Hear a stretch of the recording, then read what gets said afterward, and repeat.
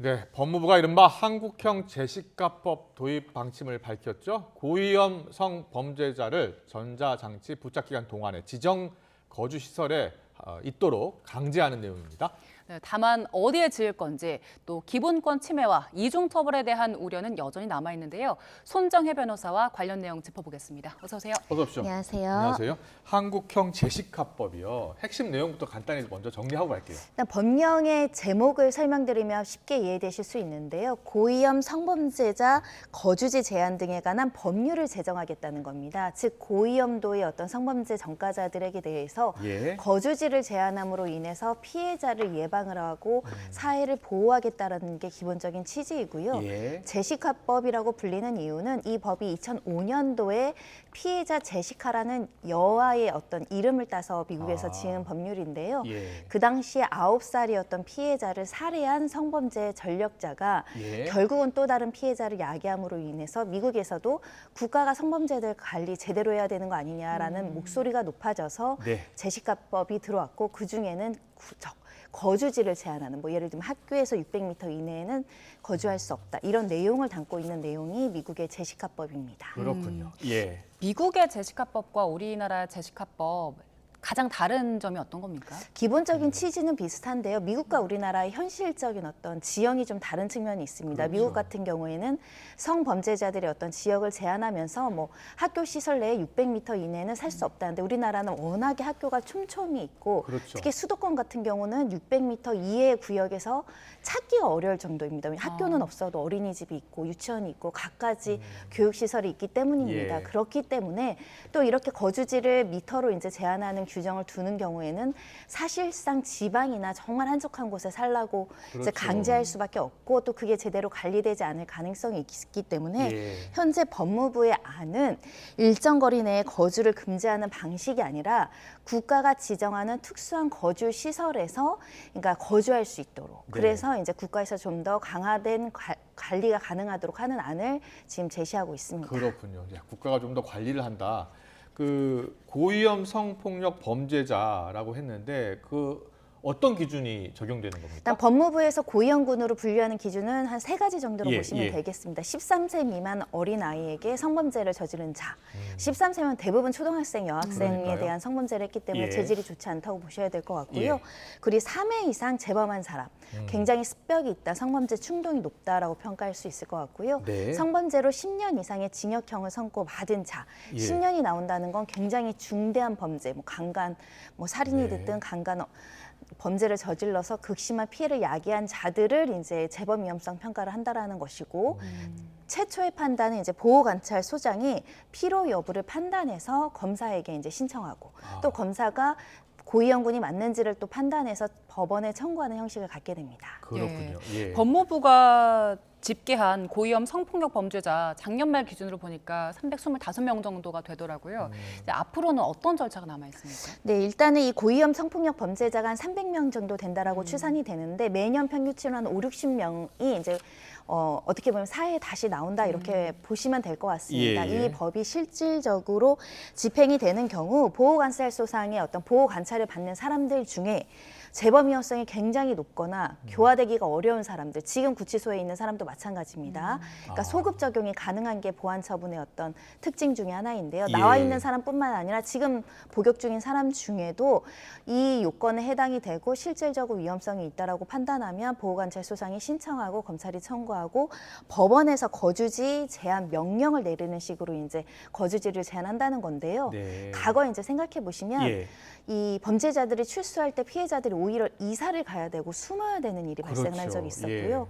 얼마 전에는 아동 성범죄자들이 출소하면서 지역사회 주민들이 대거 집회 시위에 나온 적이 있습니다. 이 사람 우리 동네에서 살 수 없다라고 이제 주장을 했던 건데요.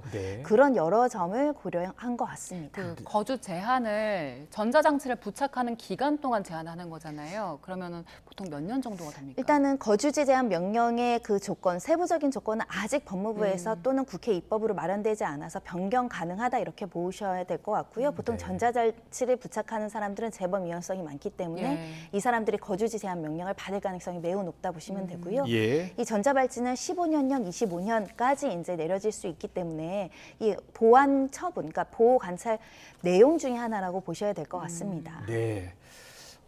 이제 뭐 이게 법으로 이제 국회에서 또 입법 사항이기도 하고 개정 사항이기도 하기 때문에 좀 더 지켜봐야 되기는 합니다만 일부에서는 이중 처벌 아니냐. 이런 또 이야기도 하는 분들도 있더라고요. 이건 법리적으로 어느 정도 해소된 논란입니다. 아, 그렇습니까? 헌재에서 이제 위헌 사건이 올라오면 보안 처분이 이제 형벌에 해당하느냐. 근데 예. 형벌이 아니다라는 건 명확하고요. 네, 보안 네. 처분은 헌법에도 12조에 규정되어 있는 처분입니다. 이중 다만 처벌은 아니군요. 임의로 할 수는 예. 없고 법률과 절차에 따라서 보안 처분을 해야 된다라는 것이고요. 이중 네. 처벌도 아닐 뿐만 아니라 일단은 기준은 이렇습니다. 그래도 위헌 요소가 있는 거는 위헌 판결이 나거든요. 근데 위헌 요소를 고려하는 가장 중요한 것은 중대한 공익이 있고 그리고 침해되는 사익이 있는데 비교 형량에서 비례 원칙에 따라서 너무 제한된다 사익이. 예. 그러면 위헌 판결이 나오기도 합니다. 아. 그래서 이 사건도 우리 국민은 헌법상의 거주 이전의 자유가 있기 때문에 내가 예. 어디에 살든지 내 자유인데 이 고위험군 성범죄자들은 그걸 제한하겠다는 거거든요. 예, 예. 기본권 제한의 기본적인 문제는 있습니다. 아. 다만 그렇게 제한함으로 인해서 우리가 받을 수 있는 공익이 지대하고 네. 특히 모든 성범죄자가 대상이 되는 게 아니라 아까 보신 것처럼 누구도 납득할 만한 정말 재범 위험성이 많은 성도착증 환자라든가 소아기호증이라든가 예. 전문가들이 봐보더라도 재범 위험성이 있는 사람들의 한정에서 일부만 이렇게 실시한다고 하는 것이기 때문에 사익 침해에도 불구하고 필요한 법이다라고 한다면 합헌으로 가는 것이고요. 예. 위헌 요소가 지대하다라고 한다면 위헌 쪽으로 가는 것인데 일단 정치권에서 일단 논의를 해야 될 것 같고요. 네, 세부적인 예. 어떤 집행 방법도 좀 논의가 돼야 될 것 같습니다. 네. 이 범죄자의 뭐 개인 기본권 뭐 중요하다고 볼 수 있습니다만 그래도 우리가 사회에서 지역 공동체의 또 행복 추구권도 다 있잖아요. 그러니까 이게 우리나라 충돌하는 문제인 것 같긴 네, 합니다. 특히 이제 아동 성범죄자들 예. 같은 경우는 최근에도 사실은 실제로 재범 가능성이 매우 높은 사람이 출소했다가 또다시 범죄를 그러니까요. 야기하거나 예, 예. 생명을 해치는 사안들이 있었기 때문에 전자발찌만으로는 범죄 예방할 수 없다. 오히려 이런 사람들에 대해서는 양형을 대폭 올려야 되는데 양형을 대폭 올리기가 현실적으로 굉장히 어렵습니다. 예. 가장 좋은 방법은 아동 성범죄자를 무기징역형을 내려서 네. 출소를 안 시키면 사실 이런 보완 처분도 필요가 없습니다. 그렇군요. 하지만 예. 우리가 양형 기준을 그렇게 다 올릴 수는 없기 때문에 예. 출소 이후에 이런 보호 처분으로 이 사람이 실질적으로 이 사회에 아. 가지고 있는 위험을 어떻게든 관리하겠다라는 예. 의지를 법무부가 지금 천명하고 있는 것이기 때문에 네네. 국민들께서도 관심을 좀 가져주셨으면 좋겠는 것이 예. 실제 내 집 앞에 범죄자가 살 수 있습니다. 아. 그럴 때 이런 제도가 없으면 어떻게 예. 할 수 있는 도리가 없지 않겠습니까? 물론 그 범죄자는 교화돼서 나와서 재범을 하지 않을 수도 있습니다. 지금도 300명 정도가 우리나라 곳곳에 살고 있는 거 아니에요? 그렇습니다. 뭐 예. 성범죄자 고지 명령을 통해서 뭐 정보도 공개하고 뭐도 공개하지만 사실 일거수일투족 그 사람의 어떤 행동 반경을 쫓아갈 수는 없기 때문에 예. 사실은 그 사람이 마음 먹고 다시 재범을 한다고 했을 때는 무고한 희생자가 또 나올 수 그렇죠. 있다라는 점. 이것 예. 때문에 법무부가 고민한다고 보셔야 될 것 같고요. 정말 누가 봐도 객관적으로 이 사람은 교화가 되기 어렵다. 정말 성충동이 너무나 심한 사람이다. 예. 이런 사람들에 한해서는 국가가 모든 것을 뭐 감옥에 가둬서 행동을 제한하는 게 아니라 예. 거주지 정도를 제한한다는 것이기 때문에 예, 예. 적극적으로 논의할 필요가 있어 보입니다. 근데 그렇군요. 말씀하신 대로 이게 거주지만 제한을 하기 때문에 이동은 제한을 안 하잖아요. 근데 우리나라 같은 경우에는 교통시설이 워낙 잘 돼 있어서 낮에 나가서 이동을 해서 어떤 뭐 범죄를 저질러도 제한할 수는 없는 거 아닙니까? 내가 범죄를 저지르겠다고 마음먹은 사람을 다 막을 수는 없습니다. 다만 이 범죄라는 것이 특히 성범죄 특성상 저녁, 야간 예. 시간에 많이 발생을 하고 예. 특히 전자발찌를 부착하더라도 집안에서 범죄를 저지른 사례들이 나오고 있거든요. 어떻게 해요? 그러니까 예. 아동 성범죄자들 같은 경우 아동들을 만나러 나가야 되는데 전자발찌를 예, 차고 예. 있으니까 못 나가니까 예. 자기 집으로 불러들일 수 있습니다. 뭐 어플리케이션이나 아. 평소에 이제 가스라이팅을 통해서 예. 친해진 애들을 이제 집으로 부를 수도 있는 그럴 수 것이고 있겠네요. 또 야간에 이렇게 마음대로 돌아다니는 것이 조금 더 위험하기 때문에 이렇게 이제 밤에 거주지에 이제 출퇴근 과정들을 살펴보면서 보호 관찰을 실효적으로 할 수 있지 않겠습니까? 그렇군요. 그런 목적이 있다라고 보셔야겠습니다. 예. 예. 그러면 시설을 어디에 지을지도 관심인데요. 그 시설을 자기 동네에는 또 절대 들어올 수 없다라고 또 반대하는 분들 많을 것 같은데요. 어떻게 어디다 줘야 되죠? 이 법이 제정되더라도 가장 큰 숙제가 그겁니다. 예. 사실은 지금 법무부에서 시설을 신설을 할지 기존 시설을 활용할지는 아직 정하지 않았다라고 이야기를 하고 네. 있거든요. 만약 신설을 하든 기존 시설을 이용을 하든 어찌됐든 조금 서울보다는 다른 지역일 가능성이 매우 높고요. 그러면 예. 그 지역 주민들은 우리 동네만 더 위험해지는 거 아니냐라고 그러니까요. 예. 이제 반대의 목소리가 커질 수 있어서 예. 다만 우리가 과거에 교도소를 새로 만드는 문제 가지고 지역사회에서 우리 지역은 안 돼라고 했지만 또 동의해서 그 교도소를 만든 지역도 있습니다. 예. 지역사회 협조와 또 그렇게 혐오 시설을 받아준 거에 대해 대응하는 어떤 복지의 어떤 지원이라든가 예. 사회 기반을 확충해 준다고 한다면 또 그런 내용들은 잘 타협이 될 수 있을 것 같습니다. 네. 이 법을 먼저 시행한 미국에서는요. 미국에서는 그 거주 시설 만들 때 그 주변 주민들 반발했을 것 같은데 어떻게 해결했습니까? 미국 같은 경우는 거주지에서 그 살라고 하는 명령의 형태가 아니라 그 사람은 자유롭게 거주지를 갈 수 있대 선택의 과정에서 그 600m 이내에는 이제 아동이 많은 곳, 예를 들면 학교나 이런 데서 못 살게 하니까 충분히 땅이 넓잖아요. 그렇죠. 그러니까 예. 사실 어느 정도는 우리나라보다는 조금 더 손쉽게 이렇게 어떤 제한을 할 수 있었다 이렇게 보시면 될 것 같고 예. 미국은 12세 미만 아동이 아동을 상대로 성범죄, 예를 들면 살인을 하는 것도 아니고 성범죄만 한다고 하더라도 최소 25년형을 처하도록 제시과법에서 규정하고 있고 그렇군요. 예. 재범인 경우에는 무기징역형입니다. 그러니까 아예 사회적으로 영구적으로 격리하는 양형을 취하고 있기 때문에 사실상 사실은 무기징역식으로? 출소 이후에 예. 그 보호한 처분도 사실 예외적으로 약간 운용할 수 있다라고 보시면 될 것 예. 같고요. 우리나라도 양형은 높아지고 있지만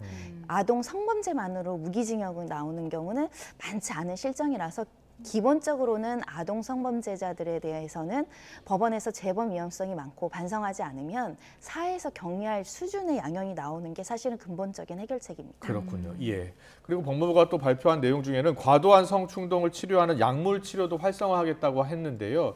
유럽에서는 약물 치료가 시행되는 나라도 있다면서요. 꽤 많습니다. 예. 처음 시작한 것은 이제 덴마크 사례가 있을 것 같고요. 미국에서도 캘리포니아주가 96년 이제 처음 도입했기 때문에 이제 네. 실효적으로 활성화돼서 이제 사용하는 국가들이 있다. 우리나라도 이 목소리가 높아서 약물 치료 제도는 들어왔지만 예. 첫 번째는 검사의 임의적 청구, 그러니까 청구도 할 수 있고 안 할 수도 있고.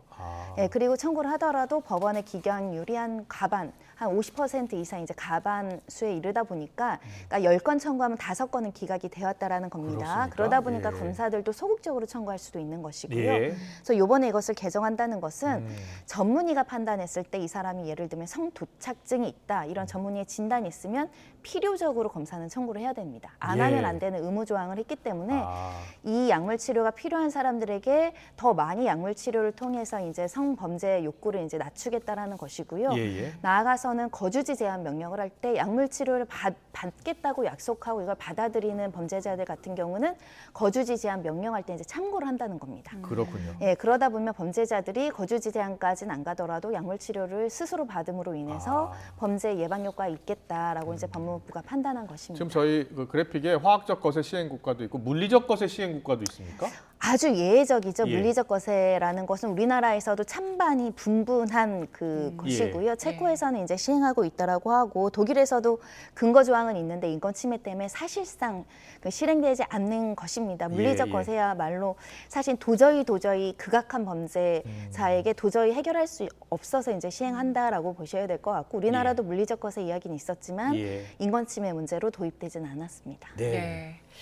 우리나라에서 이 제시카법이 실제로 시행이 될 가능성에 대해서는 어떻게 보세요? 저는 다양한 수준으로 범죄자들을 관리 감독할 수 있는 강제적 조치를 법에 제도화하는 것은 필요해 보입니다. 예. 그러니까 많은 사람은 아니더라도 또 모든 범죄자를 막을 수는 없더라도 예. 이 제시카법이 시행돼서 단 한 명의 아동 피해자라도 구제할 수 있다.